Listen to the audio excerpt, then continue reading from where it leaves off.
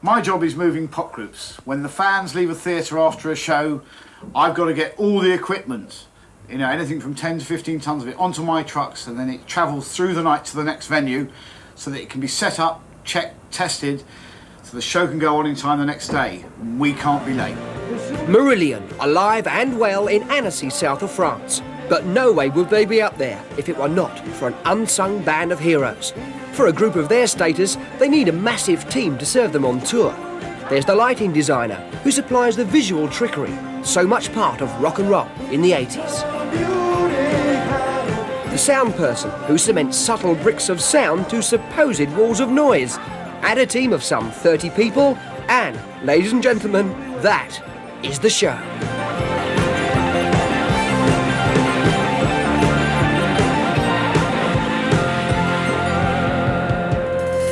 Merci, Vancouver, merci. Au revoir.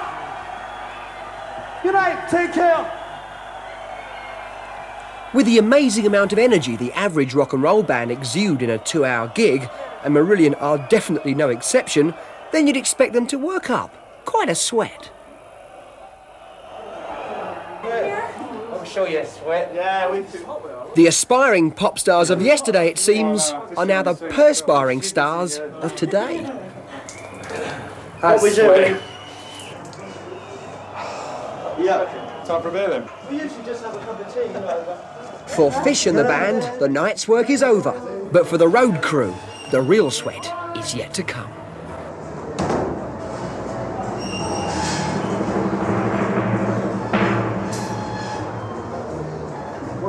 MARILLION's rise to true superstar status has inevitably led to a need for a bigger live show and a set to match.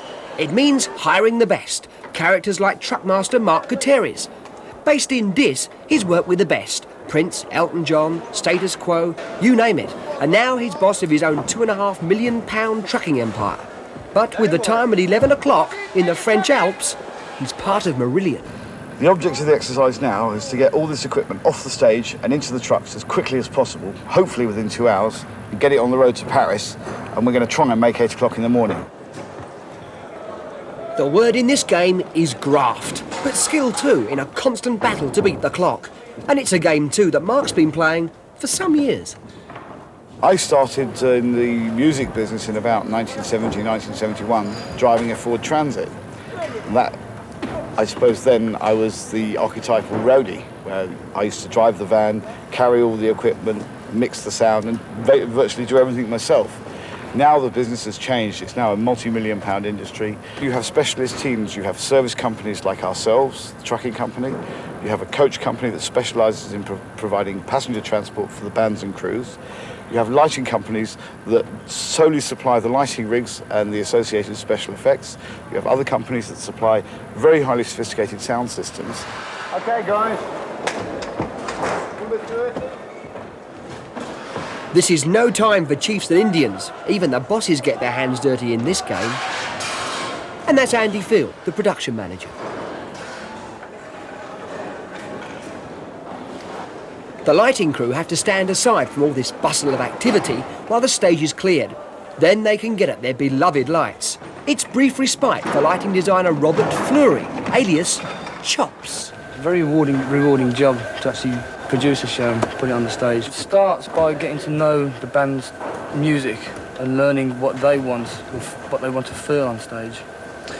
Then have to think about it and interpret it on paper and try and interpret the music live on stage with lights so it all links up together. It takes about a week to put it down on paper and work it on all the desk channels and the rack channels and the sort of focus on those colours and bulb types. Then after that, it gets agreed and there's a budget laid down for it, and we all agree on prices and things like that. Then we take it into the warehouse in Birmingham and put the system together. We spend about a week doing that. There's a 5-man crew on this one, whereas I have a number one who deals with dimmer racks and mains, and I do the rigging, so putting in the roof as well on tour, and we all share in jobs during the day anyway. So after we've built it in the warehouse, we go to production rehearsals and try it all out, make sure it works there, and chop and change things around. And off we go to the first gig, which we do then back to back and don't get any sleep. It gets very tiring. But that's basically what we do. And back to back means a string of dates stretching over months, day in, day out. A shattering schedule, and always a race against time.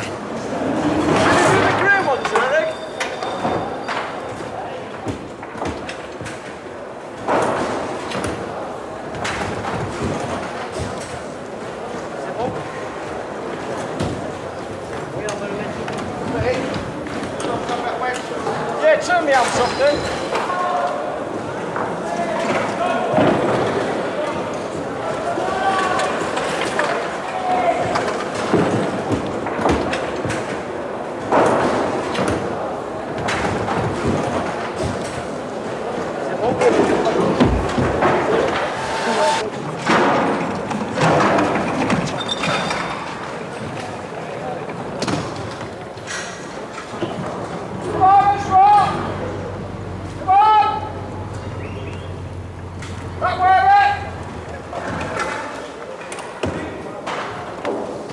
Fais-le glisser de l'autre côté derrière. Le swag!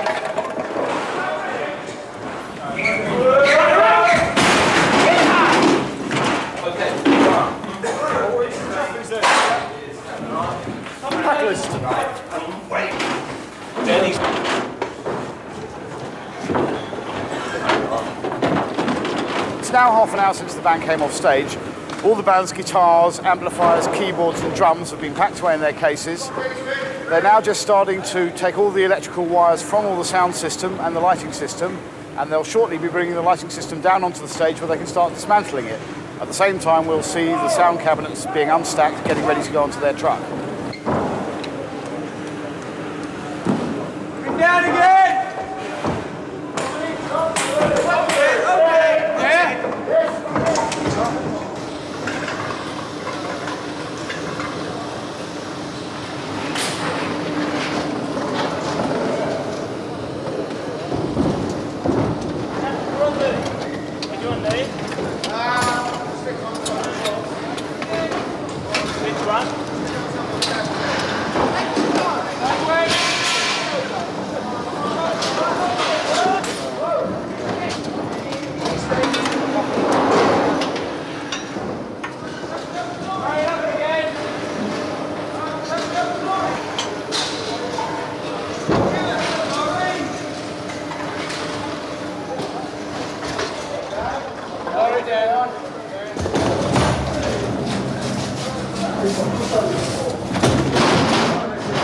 Equipment's very fragile, so they've got to make sure that when it goes into the truck and it's packed, it can't move so none of it gets damaged. But on the other hand, they've got to do it quickly because we've got to get out of here.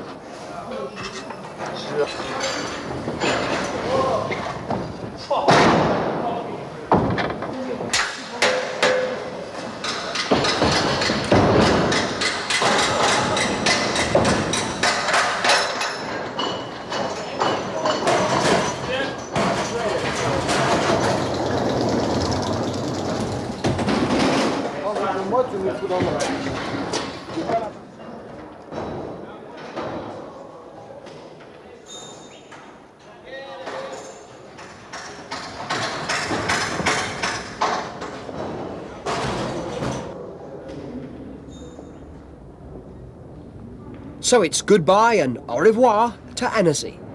2.5 hours after the concert ended, 15 tonne of stage set and lights is now packed into the 3 40-foot trucks, all ready to roll into the night. Destination, Paris. Tonight we're going to use the road up through Frangy out of Annecy. We got 650 k's to do, which is at least 6 hours. We're going to have to stop somewhere along the way, obviously, for a statutory break. So I think we'll stop here at Bone, just short of Bone. This is going to take a little bit of a while, but I think that's the quickest route rather than going around on the motorway. Okay, right.